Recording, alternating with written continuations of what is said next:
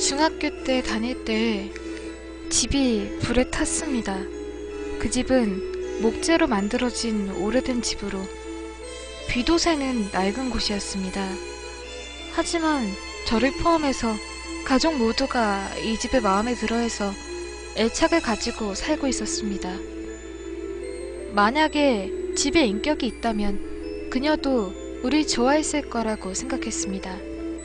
당시에 저는 그걸 지극히 자연스럽게 생각하고 있었습니다. 불이 난 원인은 이웃집의 누전이었습니다. 집은 여러 가구가 다닥다닥 붙어있는 주택가였습니다. 겨울철에 건조한 데다가 나무로 지어졌던 저희 집은 순식간에 탔고 저희는 몇 시간 만에 집을 잃었습니다. 그리고 다음날부터 새로운 집을 찾기 위해서 돌아다니는 나날이 시작되었습니다. 어느 날 저는 꿈을 꾸었는데 불타버린 집에서 혼자 남아있는 꿈이었습니다. 꿈속에서의 집은 옛날과 다를 게 없는 모습이었습니다.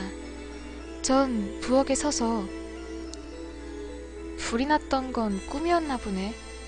다행이다. 이렇게 안도하고 있었습니다. 그렇지만 자세히 보니까 방의 배치가 미묘하게 달랐습니다. 부엌의 벽이 없어지고 본 적이 없는 다른 집에 이어져 있었습니다. 당황해서 천장을 올려다보고 이은매를 찾아봤지만 지극히 자연스러운 모습으로 두 집은 연결되어 있었습니다. 이 두 집은 같은 집이야. 꿈속에서 저는 그렇게 말했습니다. 잠에서 깨서 아침밥을 먹는데 어머니가 새로 살 집의 후보가 정했어 라고 형제들과 저에게 말해주셨습니다. 지금 임시로 살고 있는 곳에서 가까우니까 각자 가본 다음에 다음 의견을 들려달라고 하셨습니다. 부모님은 아무래도 결정하는 걸 어려워하고 있는 것 같았습니다.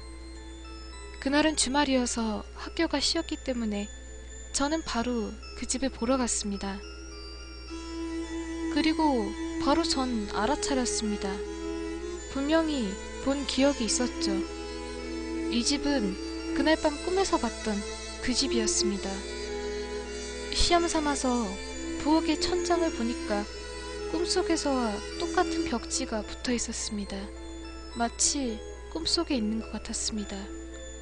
임시로 살고 있던 집에 돌아가니까 아버지만 계셨습니다. 이런 이야기를 해도 무시할 것 같다는 생각이 들었지만 우선 이야기는 해보기로 했습니다. 어젯밤에 새집 꿈을 꿨어요.